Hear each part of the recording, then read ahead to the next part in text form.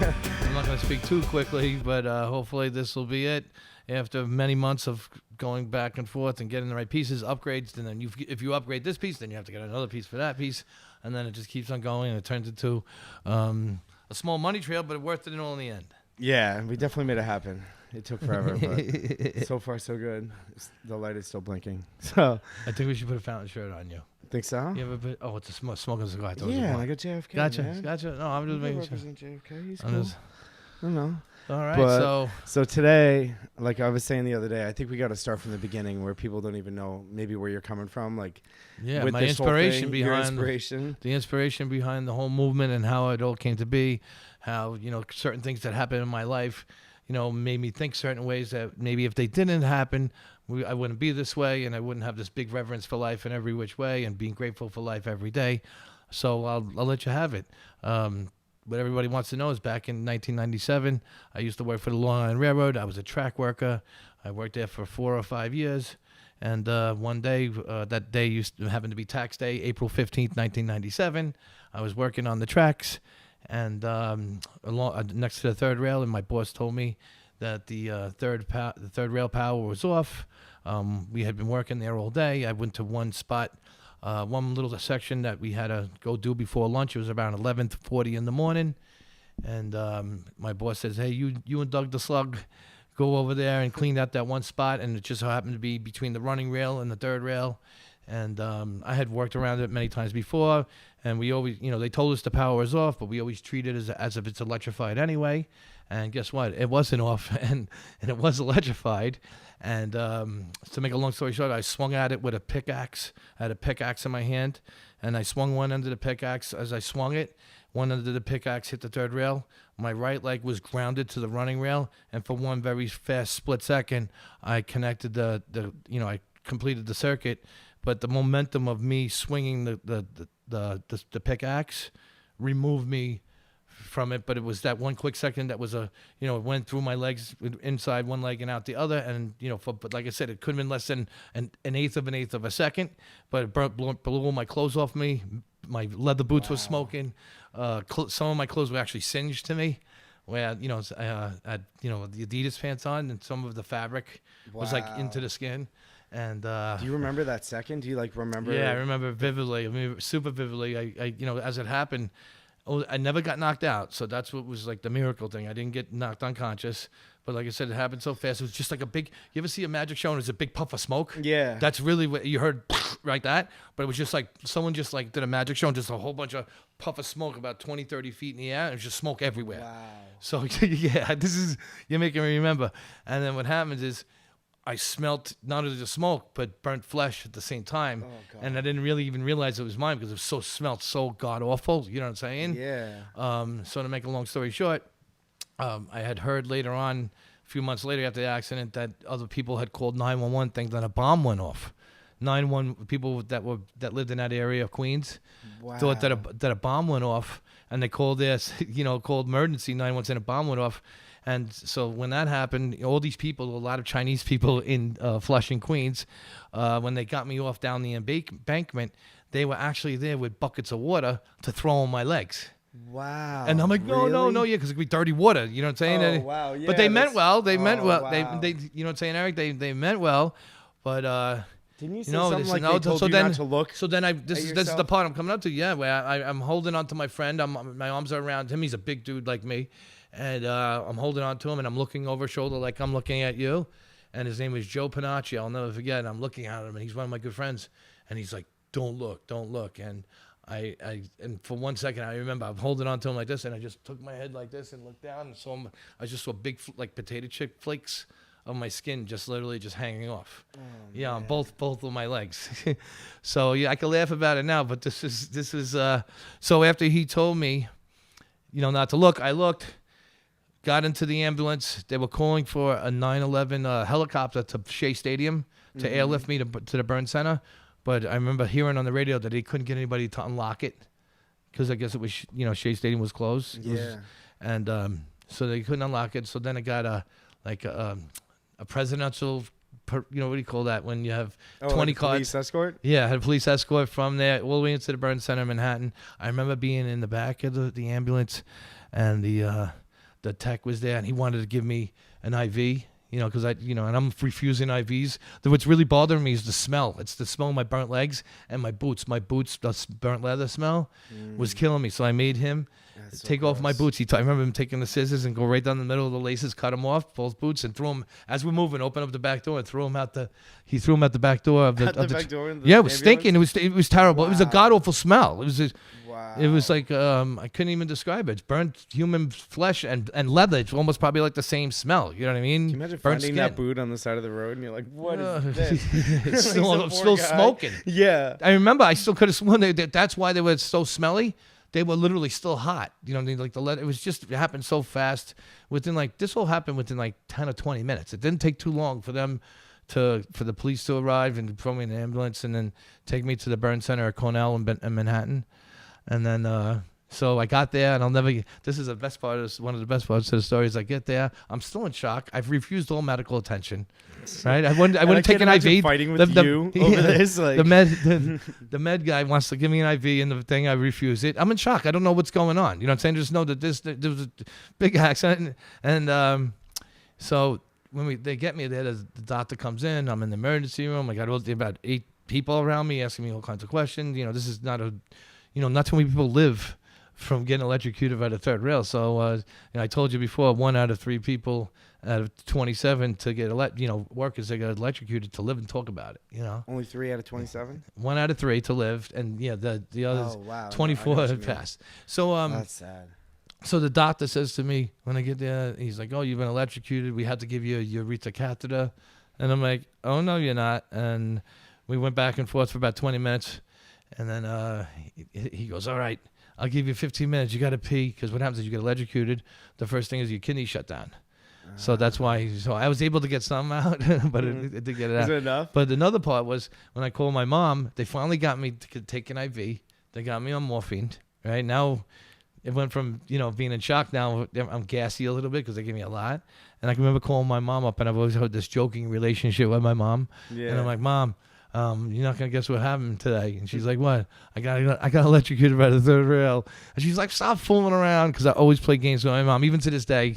Yeah, you do. I always see this I have this, happen. this very friendly, laughing joke thing with my mom.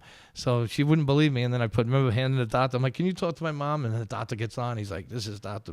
Gomez from surgery. Wow. Your son had a serious accident, blah blah blah," and that was all day one. This went on for 3 or 4 months of multiple surgeries, debridement, and all the other things that go along with skin grafting, because it's not like, oh, you just patch it up and fix.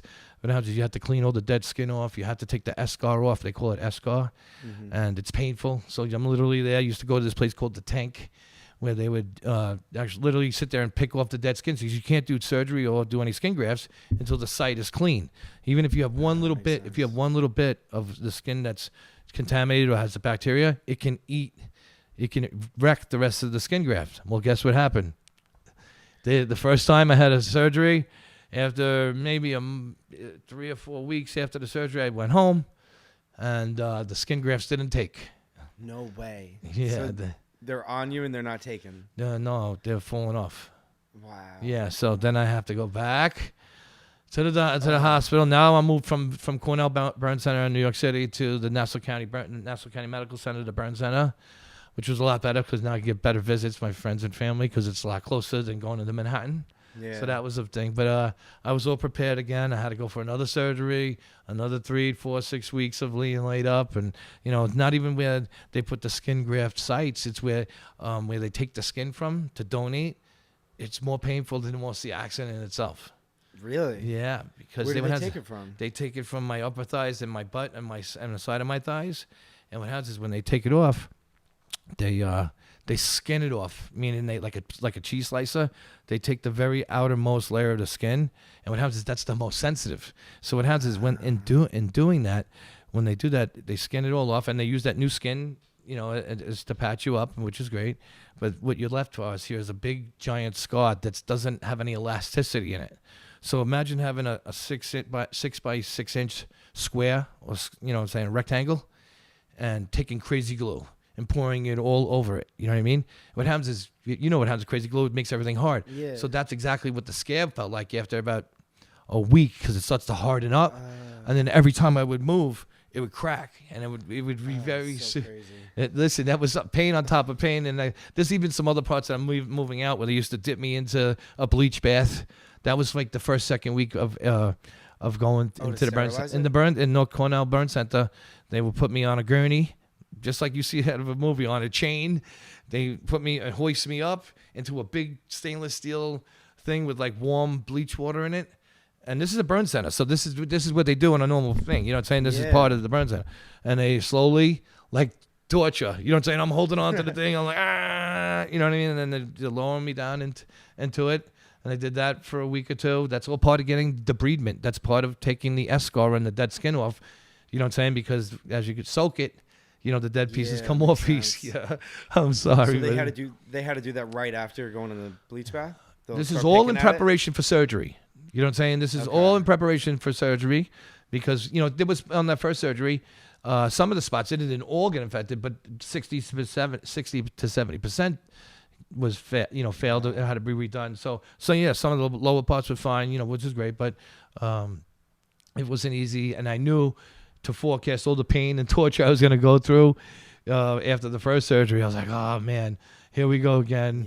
You know, but I did it, and then I remember it literally took me about 10 months before I was able to stand on my own 2 feet again. It was really bedridden and, you know, saying sedentary for 10 months straight, you know, between the day the accident happened and then. So imagine that. I went from 250 down to 188 pounds, I remember. Whiter. See how whiter than the paper? I was just as white as the paper because I didn't get any skin. I mean, sun. Yeah. So look at this is what I remember. I was so emaciated, but I was happy to be alive. You know, there was, you know, it wasn't all bad. I was happy to be alive. I can't imagine you sitting anywhere for 10 months. Like 10 minutes. I remember, check this out, after 10 months of doing this, I remember I was able to walk on my own. I remember going to the bathroom, able to reach the shower bar and stand on my own. 10 months, different. You know what I'm saying? This is by myself. I didn't have my mom or my friends helping me. You know what I'm saying? I was usually assisted. So after 10 months, I'll never forget the day. I grabbed the shower bar, you know, I was able to stand. And guess what I did next? I went and found my car keys. I hadn't driven in 10 months.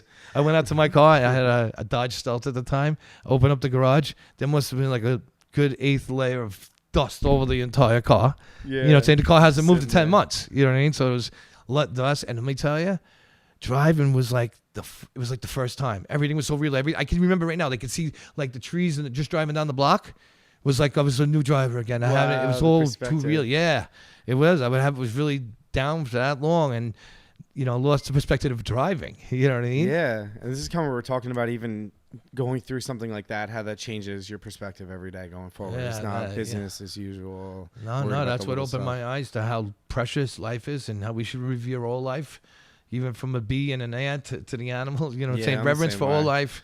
You know, we're all special here. And that's what that taught me, is that if you had a sliding scale, you know what I mean? Like if of normal people, you know what I'm saying, really don't have, you know, after this accident, my slide moved all the way to the left to gratitude and empathy. You know what I mean? We're so blessed to be alive every day. We're so lucky, you know, even though no matter what you're ever going through, you know what I'm saying? There's somebody fighting for their life right now. You know what I'm saying? Exactly. Yeah, no, it's true. There's definitely somebody fighting. There's multiple people fighting for their life right now. And we're enjoying this beautiful day. I know, right? And that's the thing. You got to be grateful for every single day. I mean, So me, you know, most people would think getting electrocuted would be their greatest nightmare, but it ended up being my greatest gift. It has had repositioned my whole life, where I was just like any but normal other person, you know, normal guy. I was working, you know, union worker, this and that. And after this accident, it wholly changed the whole landscape of my life. Totally different. I got into all natural. I was always into preserving my life and just be like, oh my God, great day to be alive today. I don't know about anybody else, but today, to me, it's a great day to be alive. And I still do this today. You know, I share it with. You do this if every morning. Anybody asks me, how's your day? I'm like, it's a great day to be alive. You know, we only get 100 years here. Well, I'm trying to defeat that purpose. I want to get 200, but at least if you get 100, you get 36. I think about this all the time. If you live to 100 years, you get 36,500 days. Wow, that's an even. Every 10 years is 3,650 days. Wow. So that's a lot of, you know, it just gives me perspective. You know what I mean? And So, you do the morning mantra. You can go through the whole thing. oh yeah, that's I'm not gonna do that for you guys. That's for the next episode. That's one of my secrets. But it's talking about how, being thankful and grateful for everything you have, and not be worried about things that you don't have. Give more than you take. Leave this place better than you got it. It's a whole perspective change. You know what I'm saying? You get shocked. I don't know, what is it, 25,000 volts, 500 amps. It just changes everything. And I've always been a high energy guy. This has made me more open. That electrocution made me more open minded than I was. Where I'm more open to, like phountin and everything that we're about, and health, and all the good things that what I'm saying. Where most people are like, I was on the dark side, the veil. The veil was over my head. That electrocution wiped that fucking veil right off my head. I'm like a dumb kid. I'm always open-minded. I can always, and I try to see the best in everything, And I think we were talking about this the other day, how it makes you take chances differently because life is so precious. And oh yeah, I mean, literally, what are you going to do? Sit on any kind of money if you have the opportunity to do something better with it, or not be happy every single day? Yeah, no, it's sad if you really do the math, and which is, I'm big into odds and numbers. If you think about it, if you work, let's just say, at 36,500 days, let's just say you worked 20,000 of them a day's worked, and you only had 15,000 for life-work balance. That's out of balance. You're not here to kill yourself. You're not here to make all the money in the world and have, you remember one thing. There's no U-Hauls following the hearse. Yeah, you can't take anything with you when you die. So when you know that, this is all Wayne Dyer stuff. You give your life away. And it doesn't have to be money. It could be energy. It could be love. It could be, helping somebody. You know what I'm saying? You give your life away. You can't take it all with you, bro. If you know that's a virtue, I live by it every day. I try to, serve and be served. You know what I mean? That's my mantra. Karma will pave the way for you. You can just go do right, and with no ulterior motives. Don't be worried about if someone's going to pay you back. You just keep on pushing forward, pay it forward, keep it moving, and the karma will find the right people in the places with the karma will find your way. Yeah, and you told me this even when I first met you. It's just being in control of your own reality every single day. Yeah. You're like, it was one of the first things we're driving. Like, I control my own reality every single day. Yes. No one's telling me to do anything I don't want to do. I've been through all this shit in the past, and I'm not going to. It's an awareness. You know what I'm saying? That I live as everything is happening for me and not to me. Mm-hmm. You know what I'm saying? So even if it's not what you wanted, if you act like it's for you, you find the gift in it and you move forward. Yeah, you know what I'm saying? And exactly. And you use it as a stepping stone, not to be victimized. You know what I'm saying? And I know. Exactly. Don't get me started about victimization. To be a victim as a human being is like a disservice to your humanity. You know what I'm saying? If you listen to Gary Vaynerchuk, he says that the odds of us being alive are 1 in 70 trillion. That one moment in time where those two pieces of protoplasm met and you became alive, that moment is 1 in 700 trillion. And then after that moment happened, you had to go win a 20 million man marathon to the egg. So you are made with DNA. Your DNA is winner. You are the champion. You are the grand prize. Don't let anybody tell you otherwise. Yeah, and if you're here and you made it this long enough to even listen to something like this, and you're walking around, like, you got to be grateful. It's just gratitude is the highest form of vibration, right next to love. You know what I mean? When you're grateful for what you have, it's very easy. We get lost, and when we're not grateful for what we have, we can become, what we don't want. Yeah, exactly. All right, well, that's so crazy. This is a great yeah, right? I think this was a good one. It's a good way to start. Give some background. We could probably get into like starting Phountin and all that stuff after that, I'm sure. All right. But all right, until the next episode. This was pilot test number 1 with no glitches. After about 28 glitches we had, 28 hurdles we made over. Boom, boom. Super entrepreneur. See you at the store.